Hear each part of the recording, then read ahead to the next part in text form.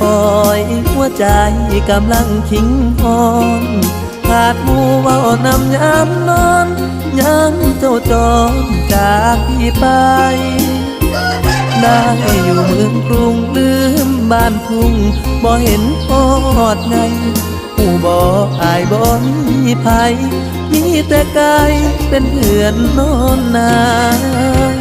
นกเอาอ่านทนเพียงผู้นอนบ่เหงาคืออายผู้บ่มีคนนอนให้ฟังยามใดสะท้อนรักเสียงจิ้งหรีดห้องหลอดทางปองแป้นปีกเทียงนาเดึกดื่นอย่างห่วงหากลิ้งไปกลิ้งมาลับตาบ่ลงคอนสิแจ้งลุกขึ้นแง